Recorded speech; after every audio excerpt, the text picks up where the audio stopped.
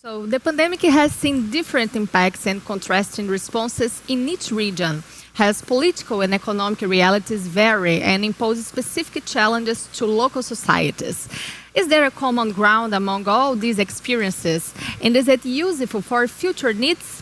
Here with us, we are going to call Nikki Norbrook, who is the managing editor of the Africa Report. I think Nikki is already expecting us. Nikki? Hi, Nikki. Can you see me? Are you seeing me, hear me okay? Yes, absolutely. I hope the sun is shining as it is here in Paris, France. Oh, thank you very much for joining us today, Nikki. And I hope you have a great session. We have amazing panelists, Nikki. Perfect. Thank you very much. So I wish you a very nice session. You have amazing panelists to talk with. So please, feel free to start. Fantastic. Thank you very much. So, my name is Nicholas Norbrook. I'm the managing editor of the Africa Report magazine. We're part of Group Jeune Afrique, based in Paris with correspondents across the continent. For more, please do check out our website, theafricareport.com. So welcome to this intriguing panel, taking a wide-angle perspective on the responses to the coronavirus pandemic around the world and trying to look forward a little bit to see where these approaches may take us in the future. And COVID-19 has certainly been an accelerant to many trends around the world, and we'll get to that. It's also revealed the structural features of different countries in different ways, and anyone who is glued to their computer looking at the nail-biting election in the United States will agree to that. Let me briefly introduce the panel. We have Paulo Gomes, the co-founder of New African Capital Partners. We have Ibrahima Cheikh Diong of the UN, a UN Assistant Secretary General and Director General of the African Risk Capacity Group. Jorge Arbache is the Vice President of the Latin American Development Bank, and Miguel Azevedo is the Head of Investment Banking at Citigroup for Middle East and Africa. I want to start with you, Ibrahima, if I might, just to talk a little bit about response to the crisis. A lot of people have noticed that Africa has actually managed to avoid the worst, and obviously it's not over yet. But what is it exactly that was done in Africa to help avoid the worst, beyond this oft-quoted fact about the population age pyramid being what it is, very young population? Look, I believe a lot has gone into trying to analyze why Africa is doing well compared to the West.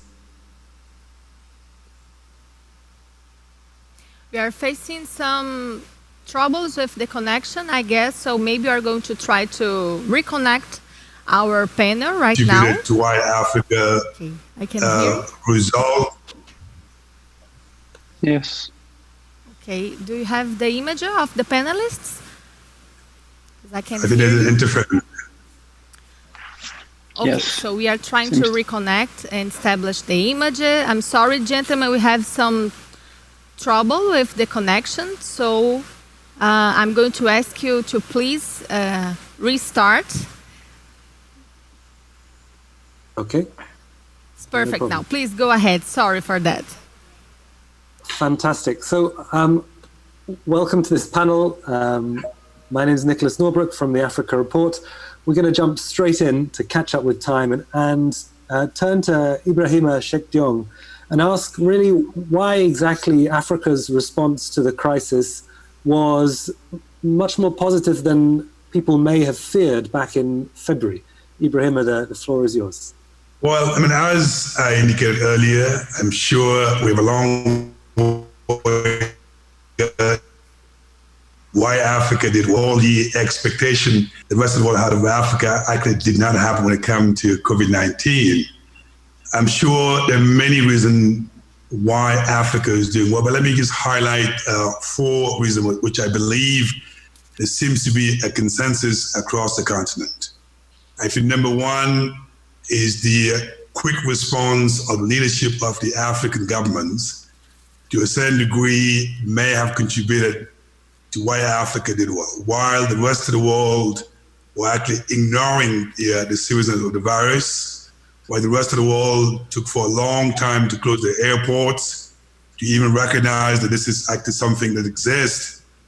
Africa as a whole, across the continent, was able to actually react and close the airport at the right time. And that, to a certain degree, may have contributed to saving a lot of lives across Africa.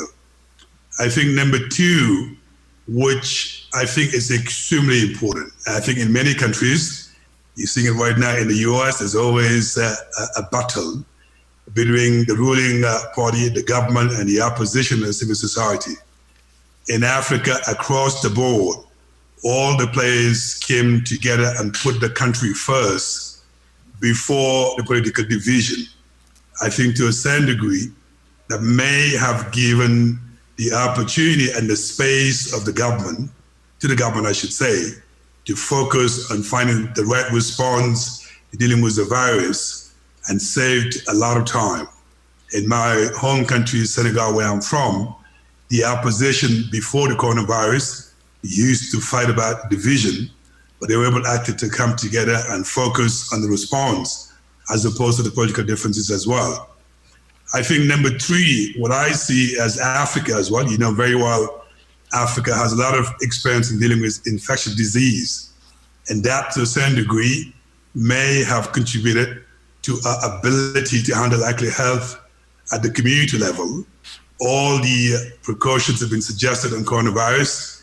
Regard to washing your hands and social distancing, and to a certain degree, at least isolating those who are actually sick. We have had that experience through Ebola and other diseases as well. So Africa didn't have to learn from scratch. We were actually to leverage on that experience, and that to a certain degree also may have contributed to dealing with the virus. And I think last but not least is what you mentioned earlier. Africa is a very young nation. There's a lot of young people, and I think to a certain degree also may have reflected in the level of infection across Africa. Of course, there are many other factors that contributed to this, but the good news, all the negative expectations people had of Africa did not happen, and I think the rest of the world could learn from Africa in the way we dealt with the virus. Over to you, Nicole. Thank you very much. Yes, I absolutely agree. There is a lot to be learned, not just in the medical response, but in many other domains as well. But perhaps we could look at Latin America. Jorge, a lot has been said about the speed with which the Fed threw hundreds of millions of dollars into the financial system, about how the European Central Bank also responded much faster than in 2008, 2009. In Latin America, what were the institutional responses like, especially compared to the 2008 crash? Well, first of all, hi Nick, hi everyone. Good morning and good afternoon to my colleagues in the panel. It's a pleasure to be part of this very amazing conference, and important and very timely as well. Well, in regard to your question, Nick, beyond the issue of health, that to some extent was more or less the same what was mentioned before here in Latin America, I'd like to highlight what happened on the economic ground. I would say that for the first time, Latin American countries, not everyone, but many of them, reacted promptly to protect the economy and to protect the vulnerable. That was amazing. That was amazing because that suggests that the institutions somehow worked. That also suggests that important authorities in many countries worked pretty well, including the central banks and the fiscal authorities, so that they could put together important measures such as extending unemployment insurance, postponing tax and other liabilities. They created liquidity and credit for firms, but especially for the SMEs. They created money grants to the vulnerable people, and among other measures. That was very important, and that was very important not only because that helped to protect the poor, the vulnerable, and also helped the medical measures to work better than otherwise, but also because we could see that somehow, and as I said before, for the first time, institutions worked promptly, creating sophisticated measures that were never there before. And I would say that some examples of what happened here and then could be seen as an inspiration include Brazil, Peru, Chile, Colombia, Uruguay, and others. And a last word, I'm aligned with what President Gilberto Wango mentioned before. What we saw in this region was that in a way or another, governments invested in resiliency. So if a second wave comes, I would say that the people and the firms, including the SMEs, will be better protected than otherwise. Although we can see difficulties, many challenges, but things are better than when we compare to especially to the 2008 crisis. I think that theme of investing in resilience is very interesting. In terms of what Europe has not got to teach the world, I'm in Paris, we're locked down now, we're going to be locked down for weeks. And we had a good 3 or 4 months over the summer in the United Kingdom, in Spain, in Italy, and France to prepare for a second wave, which everyone saw coming, everyone warned about. And it is amazing how little preparation appears to have been done. So we're looking for inspiration from Latin America and Africa at the moment. Maybe we could look at the international investor reaction then to the pandemic, because a lot of people, found it very difficult to predict, in fact, what was going to happen. Were we going to see V-shaped recoveries? What were the sectors and the markets which were going to be particularly badly hit beyond the obvious, airlines and tourism?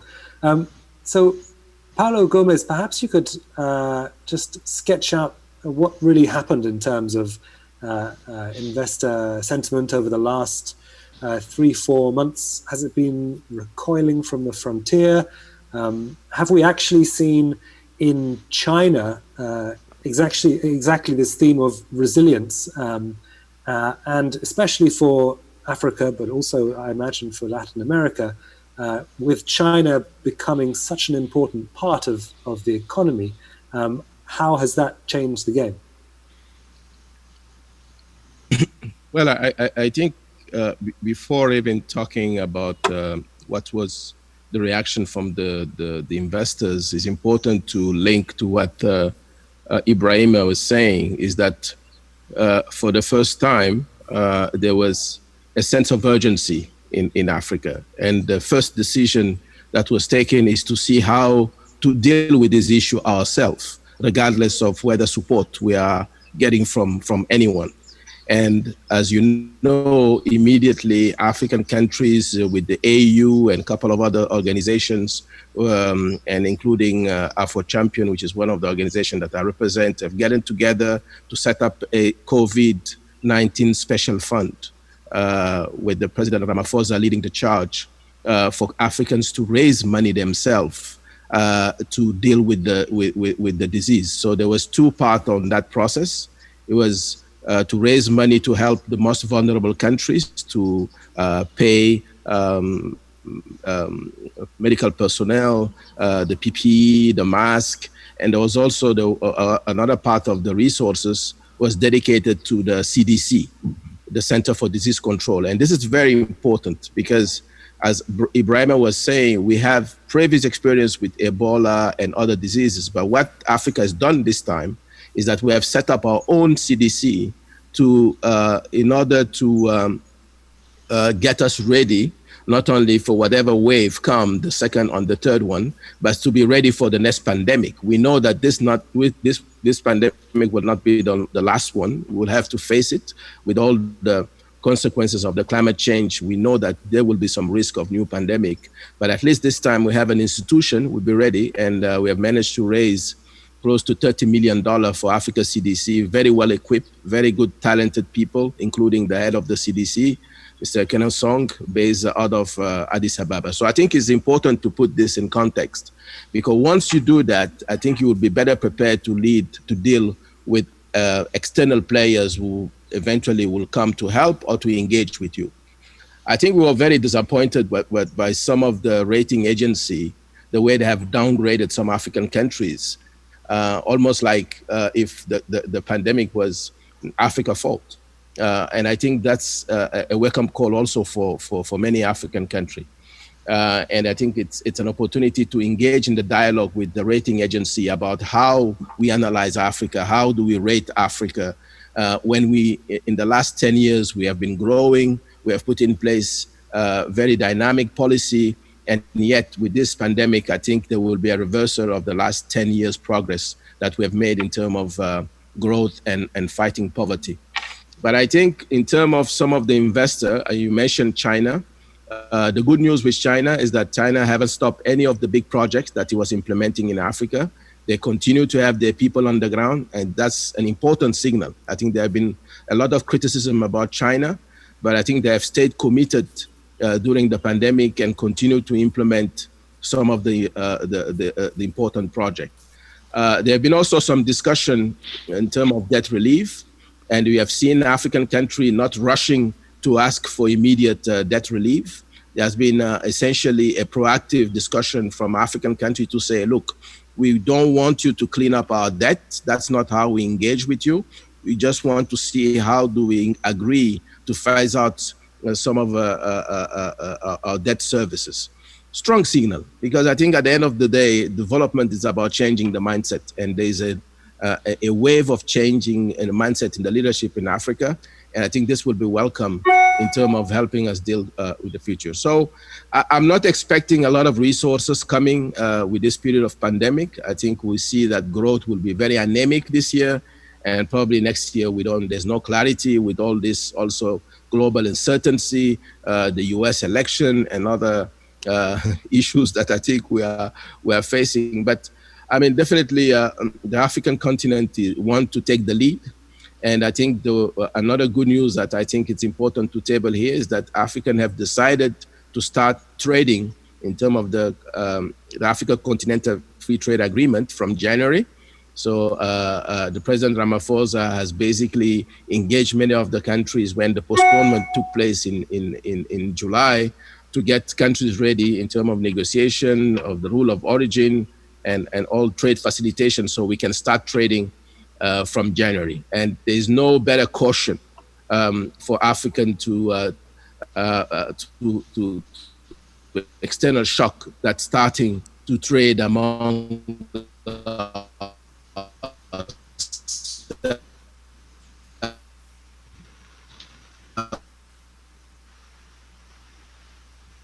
we may as have... a way to take. So I think I'll stop here. Fantastic. Thanks, Paulo. I was just going to quickly ask you, you know, in that final point about the African Continental Free Trade Area, there is still some heavyweight holdouts. Nigeria is not a full signatory. Do you really think in the next 90 days you'll manage to sign up Abuja? Yeah, I think so. I think by January you will have some surprise. I think, again, another good news that the private sector has taken the lead to engage policymakers, public policymakers in our countries. I mean, for sure, you're not going to have a full speed of all the countries at the same time to implement the CFTA, and that's normal. I mean, talking about 54 countries, but I think Nigeria, some of the biggest countries, will come on board. But I think the most important thing we need to do now is to get the private sector in Africa to engage among each other and start taking advantage along the supply chains that we have, whether it's in textile, in agriculture. And you're seeing some signals in the regional blocks. I mean, East Africa is doing quite well. West Africa, I think there have been some slowdown also with the political transition from several countries. But I'm quite optimistic that from January, and with a little bit more clarity in terms of the vaccine, you will see the implementation of the CFTA starting, and hopefully in the next 5 years we will see the impact of it in terms of growth and development in our country, on our continent. One of the difficult things, Miguel, was the sort of the fallout from closing down of borders and the lockdowns. What have we learnt in terms of how different countries in Africa and elsewhere, if you want to bring them in, have responded to the coronavirus pandemic? Well, I think what is really important is the starting point for the crisis, because the crisis accelerated the issues that were there before. And some countries were extremely exposed to one particular commodity, for example, oil. Other countries are exposed much more diversified. Agriculture represents a bigger portion of the GDP, and East Africa is part of that.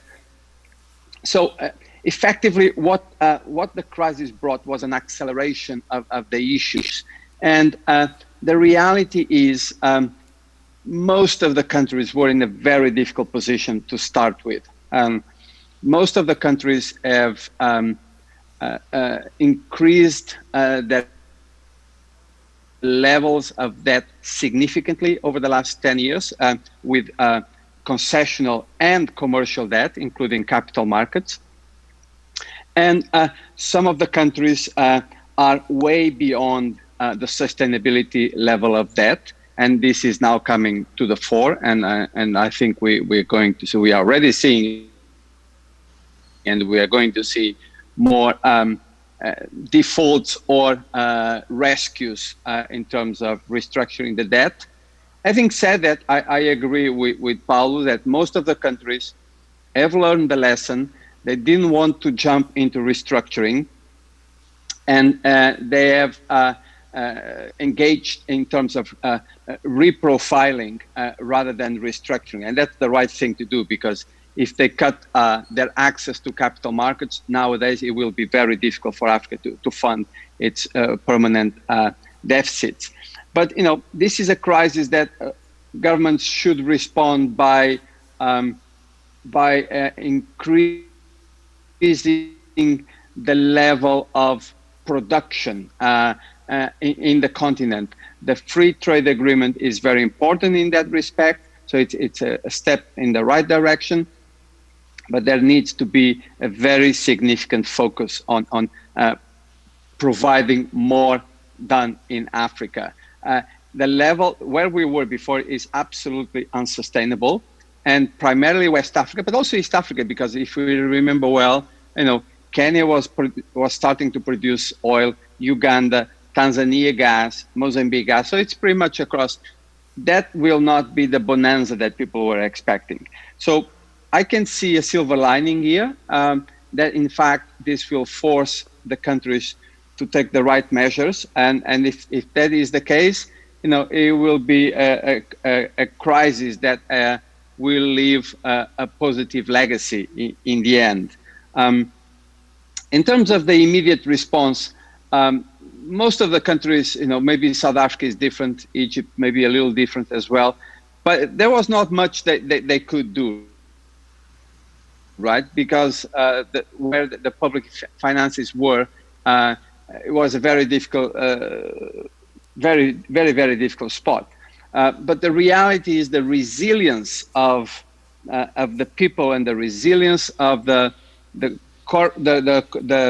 productive tissue or the corporate, or if you want, very small and micro companies tissue has once again proved to be absolutely amazing, right? I think resilience is really what gets this continent going during this tremendous crisis. I will touch upon another element in the next round, which is, I think, very important, which is the access to capital for Africa, countries, banks, and corporates. Absolutely, we will absolutely go there. I just wanted to perhaps get you to give us some concrete examples of that resilience that you've noticed, be it a particular sector or a company or a country in Africa. Well, yes, well, let me give you a very, very simple example. We helped one company based here in Dubai called Network International. It's a payments company buying a company called DPO in Kenya. It's a payments company.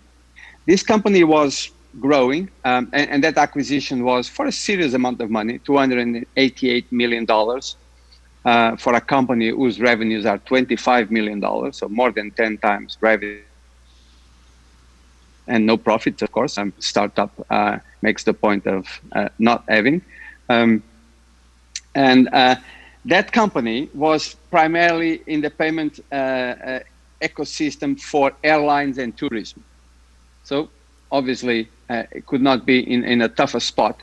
They immediately changed their business model into creating a kind of a Shopify for the countries where they were present, primarily Kenya and South Africa. They immediately create an e-commerce platform that bricks and mortar businesses could simply develop and use. And guess what? The deal was done at exactly the same valuation that was expected before, but the business was fundamentally different and it was changed in 2 or 3 months.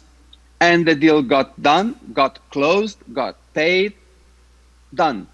All this during COVID, effectively in 4 months' time. I think this is an amazing example.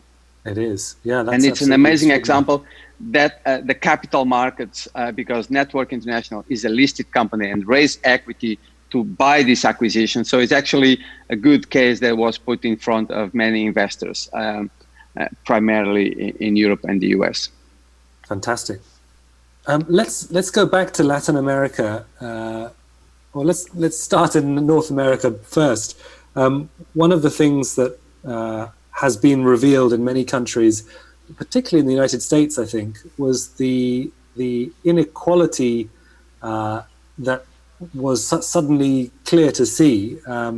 If you were receiving unemployment benefits or any kind of benefit during the first lockdown, sometimes if you lived in a particular state, I won't name names, but the computers there were running on Windows 98 software from the last century. And the delays were incredible. It's 30 days to process a payment. Something which happens in 30 seconds in Kenya would take 30 days in the United States. So COVID-19 really revealed, I thought, much about the machinery of the state in the United States. Jorge, in Latin America now, what has the pandemic revealed about state capacity and inequality in the region? Thank you, Nick. That's an important question. A first response is related to what was happening just before the pandemic hit. Differently from the 2008 crisis, when most countries in the region were growing, I would say at a rapid, at high tech, very rapidly due to many reasons, but including the commodity boom. But this time, something different happened. Well before the pandemic hit, many countries were already decelerating. In some cases, they started decelerating in 2013, 2014, or something like that. So that created a better environment for the population, including the vulnerable, to react to the pandemic.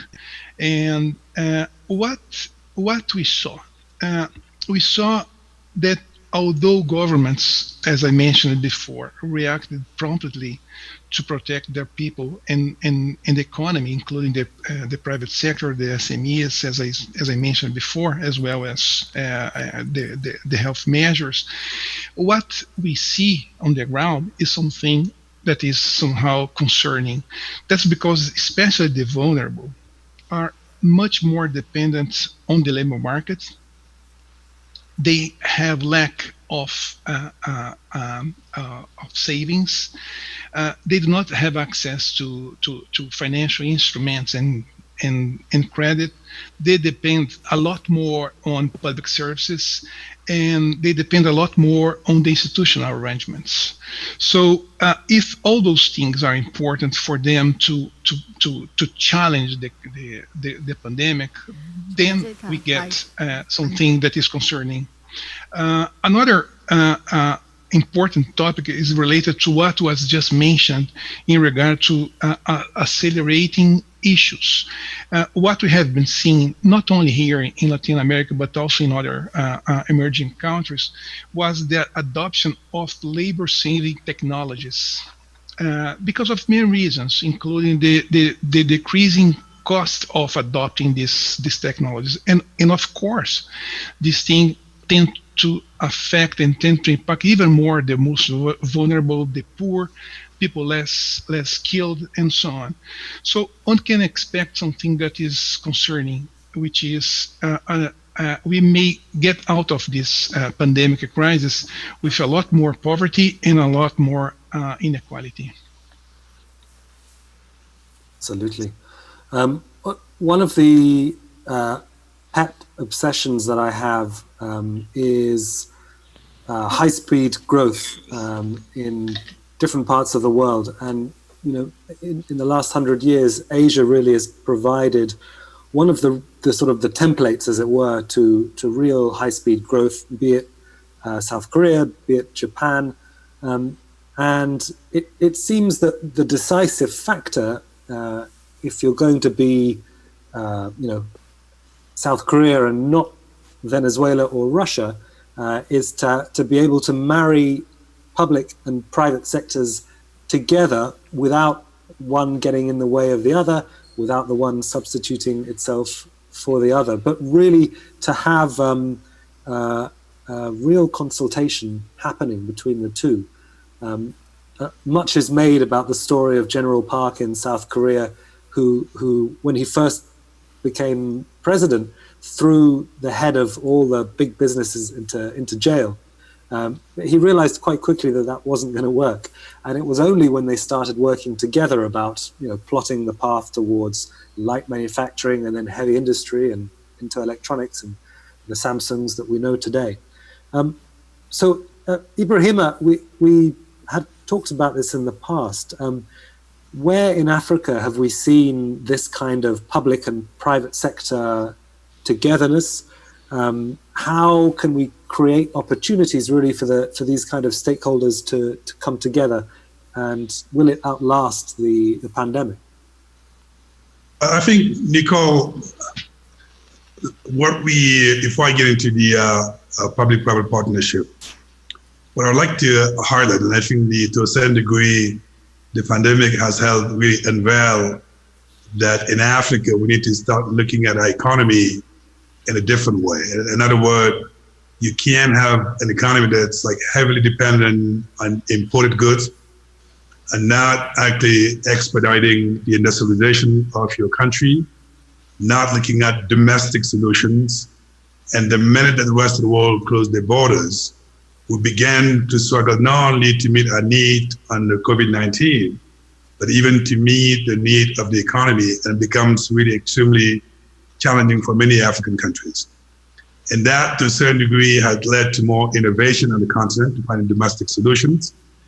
That led to the exploring domestic capital to support some of the African economies.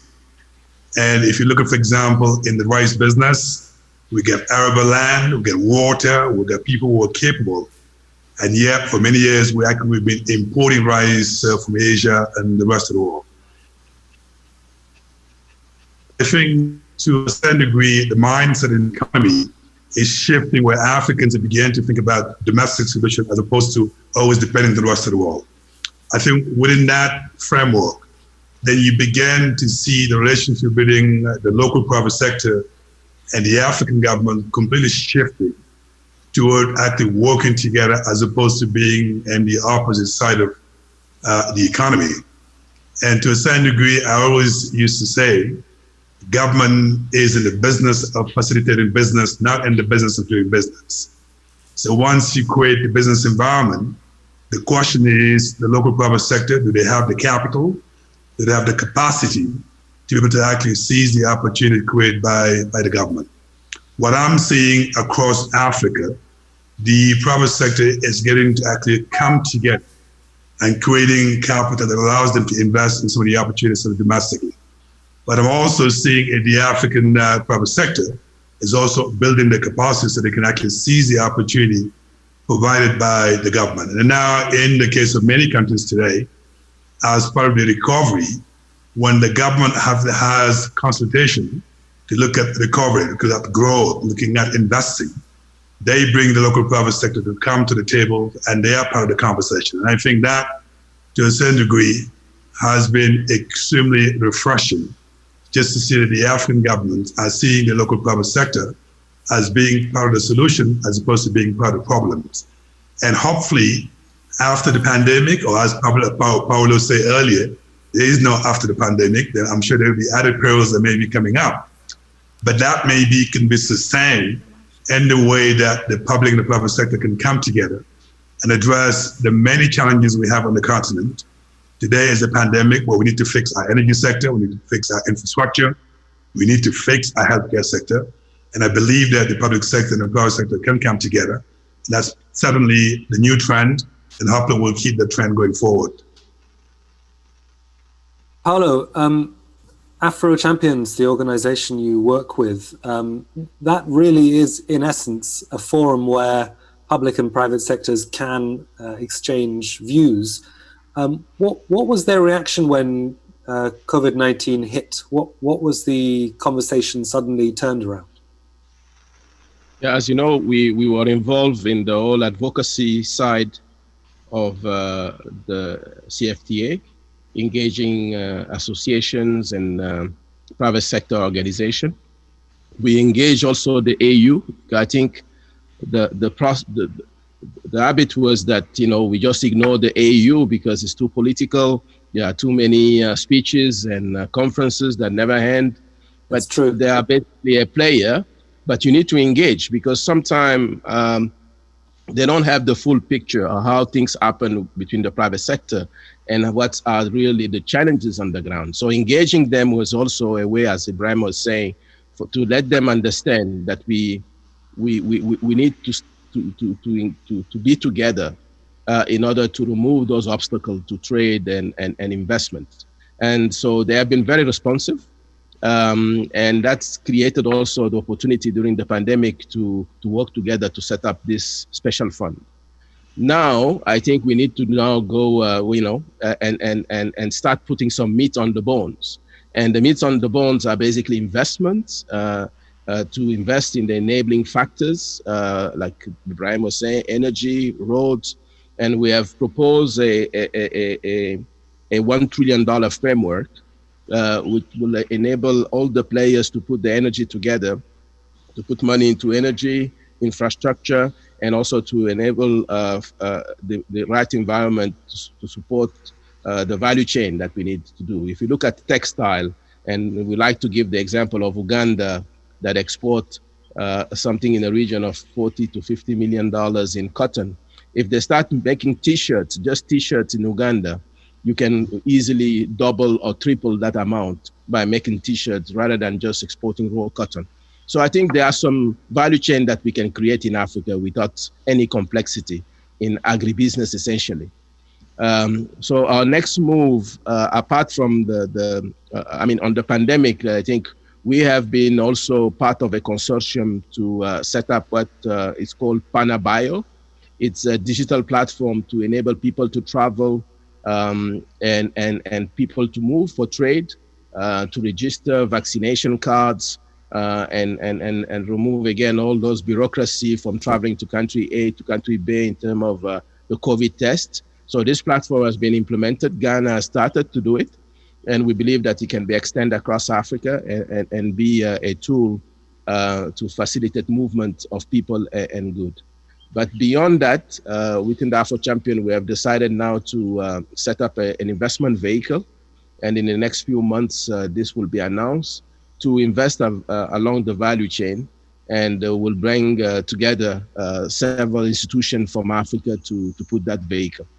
And we have to also to explain to people that in this journey toward the CFTA, we'll have to create market in some case. And I'm happy now that an institution like IFC has recognized that you simply cannot sit and expect that the market will create those opportunities.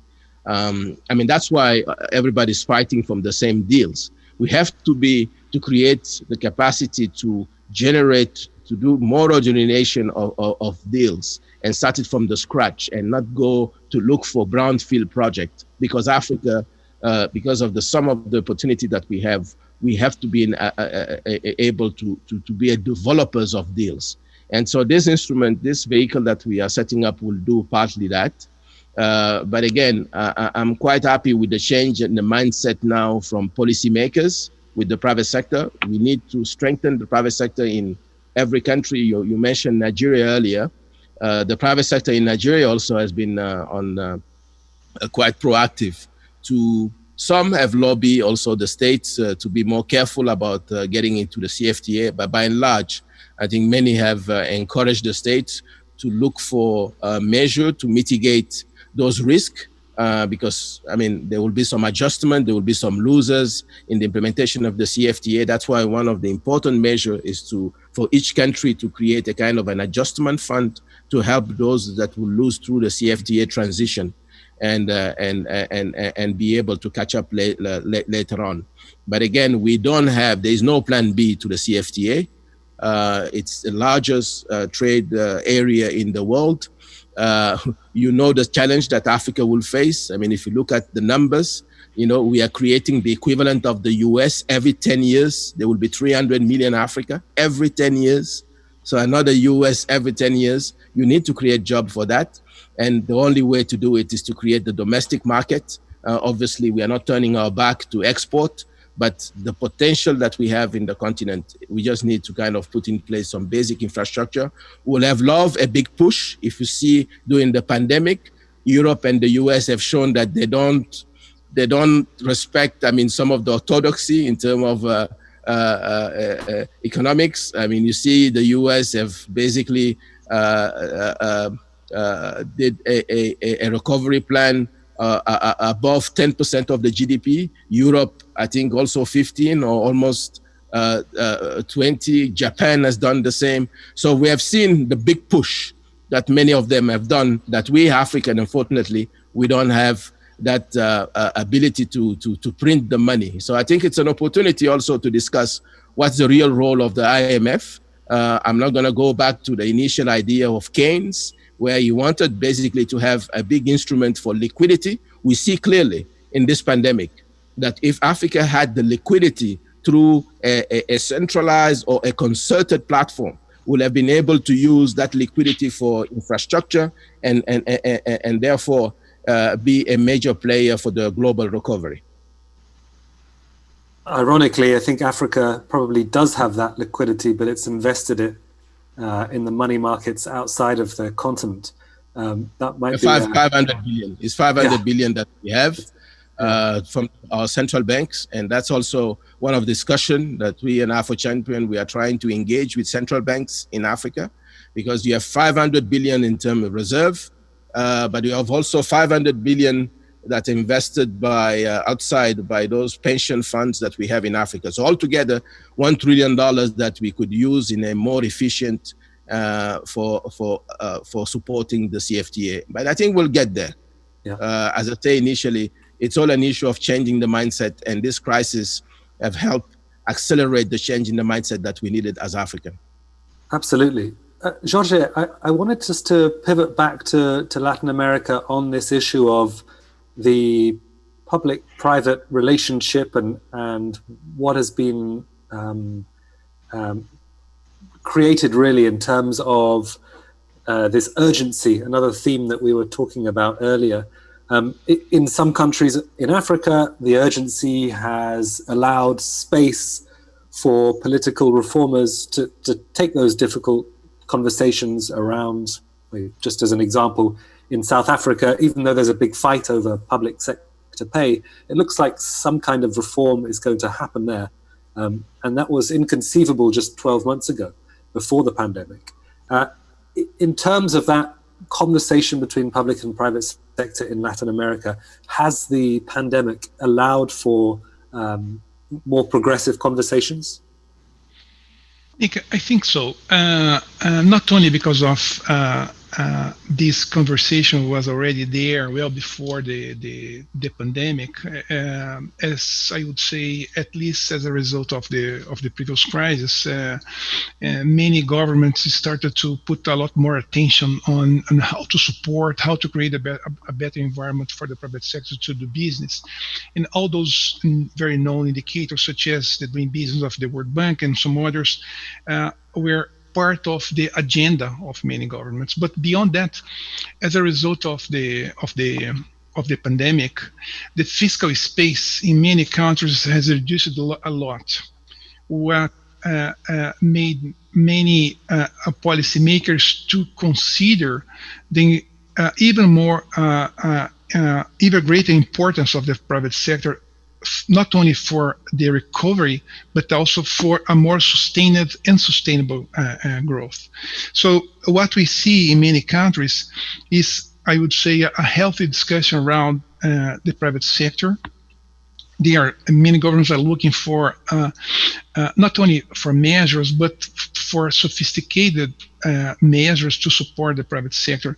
And that includes, for example, setting up guarantee funds, setting up in new instruments in the capital markets, looking for partnerships with big banks, and working very closely with multilateral development banks. This is part of what we have been doing, and working together with governments in order to sort out and to look for new solutions for previous and for new challenges. And a last word on that, there is an increasing consensus in this region in regard to the importance of the digital economy. This is pretty much part of the agenda, and this is, in our view, part of the solutions, although it creates, as I said before, many new challenges. But going digital is for sure part of the solution, especially for small and medium-sized firms that have to be ready to fight in a much more competitive market, not only local and regional, but also global. Absolutely. So, Miguel, this tees up this question about capital and the necessity for capital quite well. You know, we have on the one side the requirements for liquidity from many African countries, and we have demands from companies who need to digitalize and skill up. Is enough being done across the continent to attract capital, or, you know, as Paulo says, should actually Africa really be looking to its own resources first, and then maybe attract some capital later? Yeah. No, I think what Paulo was saying is absolutely spot on, and it's great to see that it is being considered at the government level, but it's probably not enough. Hello? Yeah, we can hear you. Oh, sorry, you went dark. But it's probably not enough. And no, as also Paulo was saying, I think Paulo was saying, Africa is about greenfield, it's not about brownfield. There's enough brownfield. What there is new stuff, is new projects, new power plants, new highways, new airports, new ports. And so the challenge for Africa is actually twofold. On the very short term, is I would say, you may call it liquidity, because most of the countries do not have access, or did not have access for a while, to the capital markets. Now, most of them have access to the capital markets. Still not cheap, but relatively non-expensive, because there's too much money around the world. And so, from a liquidity standpoint, with a few exceptions, I think the governments can borrow and they can keep going. But that's really a short-term solution.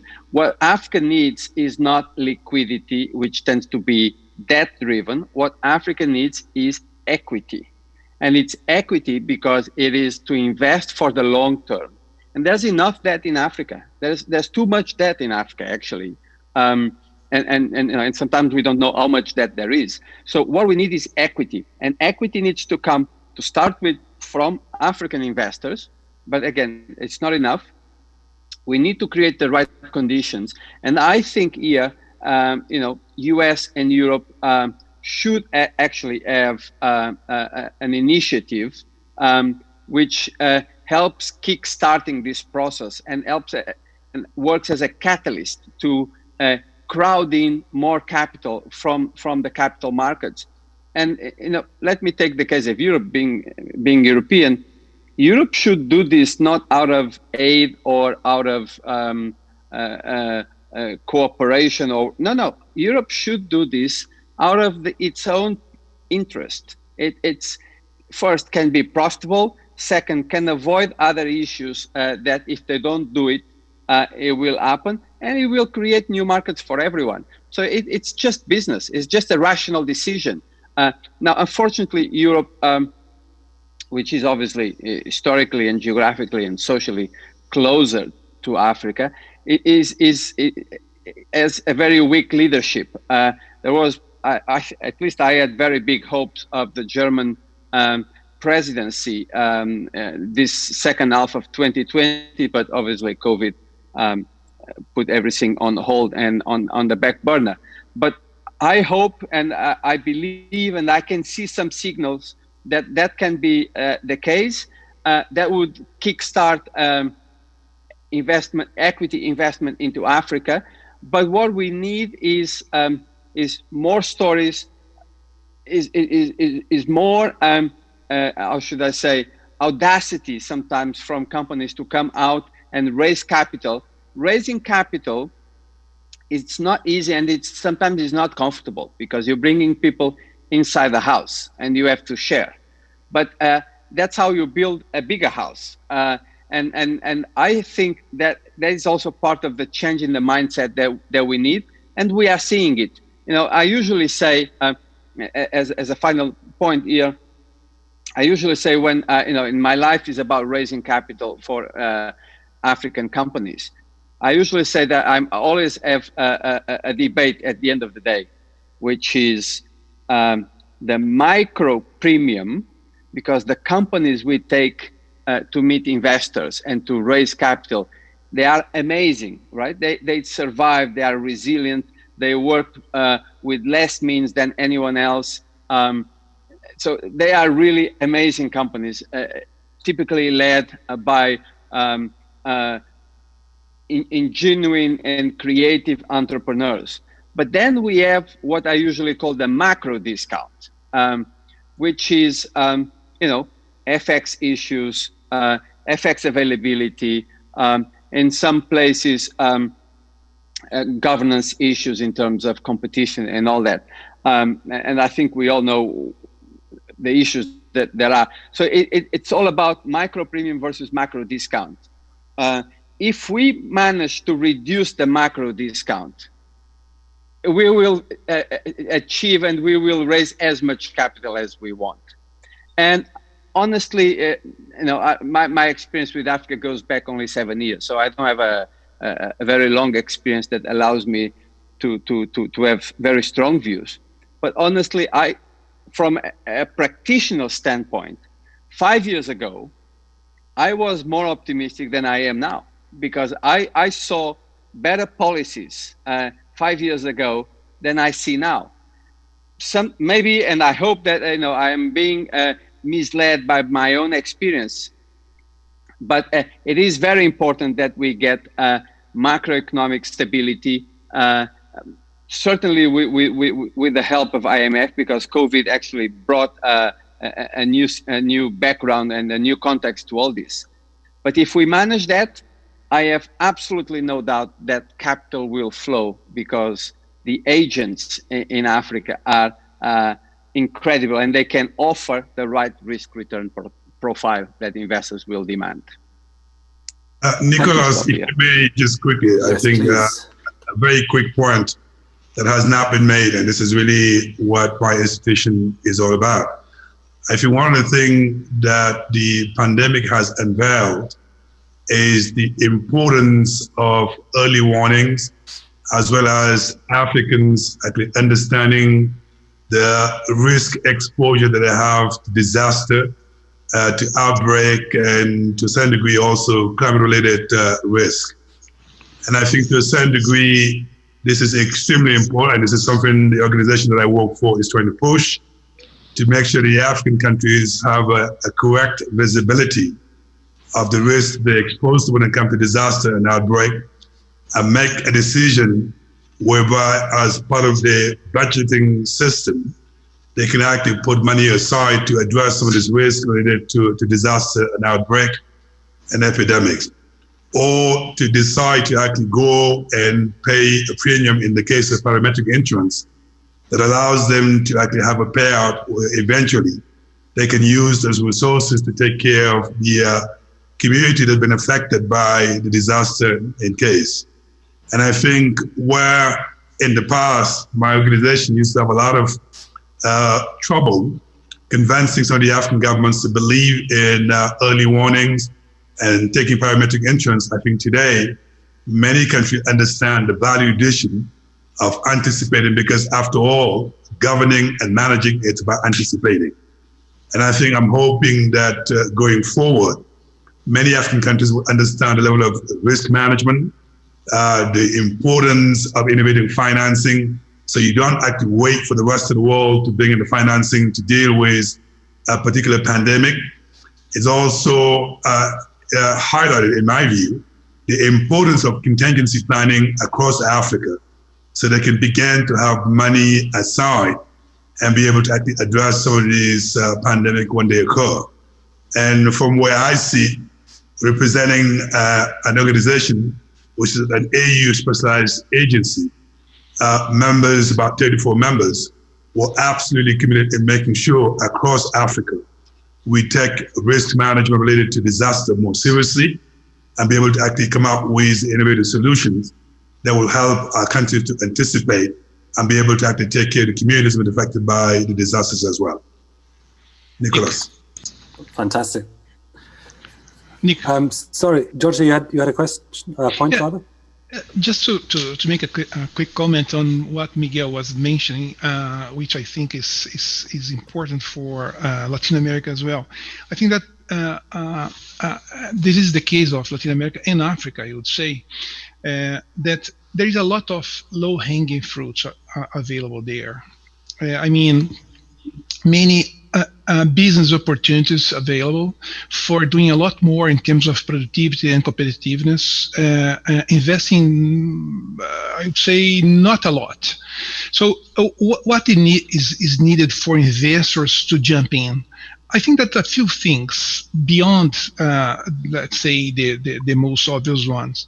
One of them would be related to minimal institutional arrangement and legal issues related to, especially to big projects, infrastructure projects, but also to other sorts of investment. And other things are related to some kind of predictability. So for investors who are looking for business opportunities in a world where liquidity is so high, where we are seeing negative interest rates, regions like Latin America and in Africa have indeed opportunity to attract money, provided that they come in with a minimum, some minimum measures related to creating predictability and, let's say, some minimal conditions for doing business.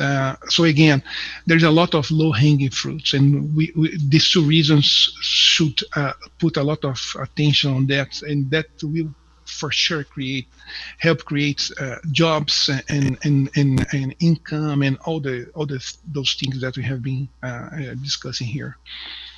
Fantastic. Thank you very much. Well, risk management has been mentioned, and time management is, of course, very important as well. I wanted to ask Caroline of the Forum Brazil Africa, are there questions from the floor?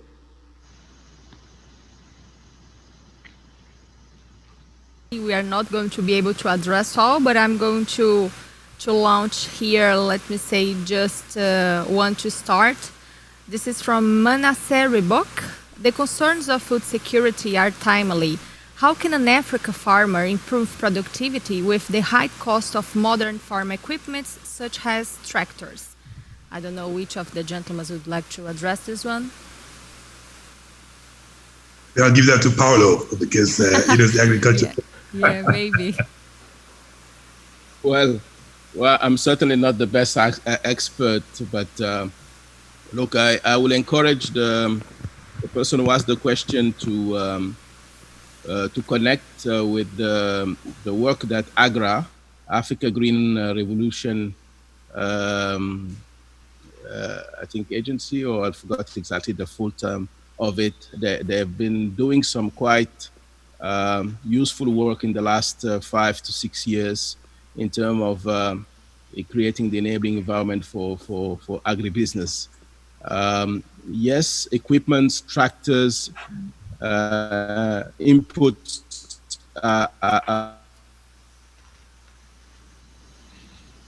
If you ask me in terms of quality, I would say the management, the water management, it's a key element. The access to information and the market is quite important. But in terms of specifically for equipment like tractors, many of our countries have started some initiative to enable farmers to rent only the tractors for a group of them in terms of the cooperatives. I don't think it's a good investment for a farmer to sink a certain amount of money into a tractor at the outset. I think it's better into a grouping, into a cooperative, to have access to those equipments. And there are several initiatives that exist in many of our countries. And I think that's the best way to increase the productivity in terms of equipment. But I will go beyond just the equipment, because the issue of inputs, water management, access to information, and market are very important for farmers. Thank you, Paulo. With the increasing imports of Chinese technologies in Africa because of relatively cheap equipment, how will the Brazil compete with China in the African market? Maybe you can extend the thoughts to Latin America for Dr. Jorge. Oh, thank you, Carolina. That's a great question, an important one, and certainly that will not be easy for Latin America to compete with China in Africa, and because of many reasons. One is related to finance. Another one is related to not only to technology, but for the capability for developing new technologies. That's what the Chinese are doing in many fronts, including manufacturing and also agribusiness and other fields, important fields. But I would say that there is a lot to do between Brazil and Africa, and that is due to converging challenges and also converging views in regard to the future. As an example, Brazil has developed amazing technologies for the agribusiness that can help a lot, not only Brazil to do more abroad, but also African countries to do more in the agribusiness sector. And I would say that there are some other fields where Brazil can share technologies and also compete for the for the African market, including, for example, the oil and gas technologies and technologies related to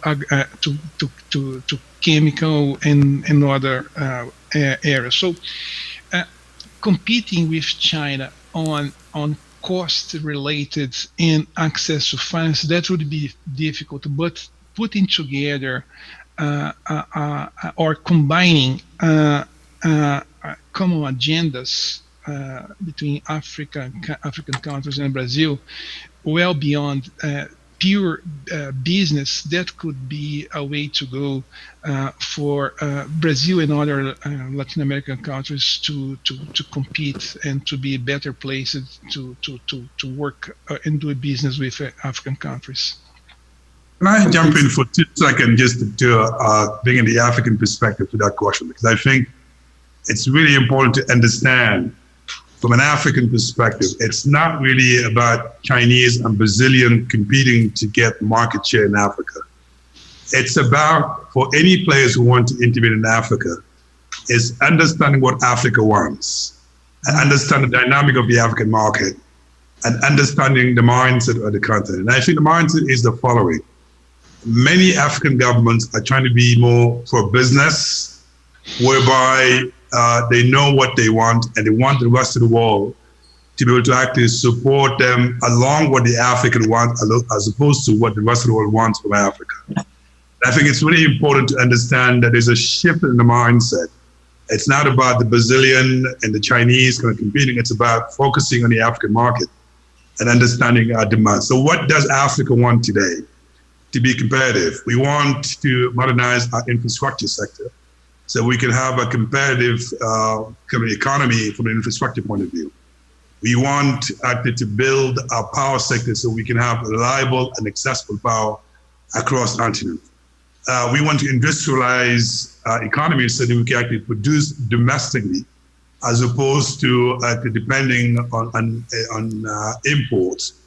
And we also want to modernize our agriculture across Africa so we can feed Africa within Africa. And I think if you understand that, then you begin to work with the local private sector on the continent, whether you're Chinese, whether you're Turk, whether you are a Brazilian. So the solution that you come up on the continent, it's not just about the Chinese coming in, it's the Chinese working with the local private sector to find solutions that are sustainable. And I think it's really important to understand the dynamic of the continent is no longer about the Chinese and the Brazilian just competing among themselves.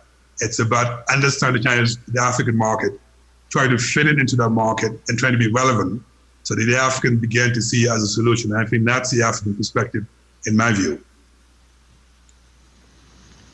Thank you so much. We could have a whole other panel on competing with China or Africans investing in Africa. But sadly, I have to let you all go. My thanks to Paulo Gomes, Ibrahima, Cheikh Diong, Jorge Arbache, and Miguel Azevedo. I've been Nick Norbrook from the Africa Report. Thanks very much, and over to you, Carolina. Thank you very much, Nick. Thank you to these amazing panelists. Have a great day. Thank you very much. Bye-bye.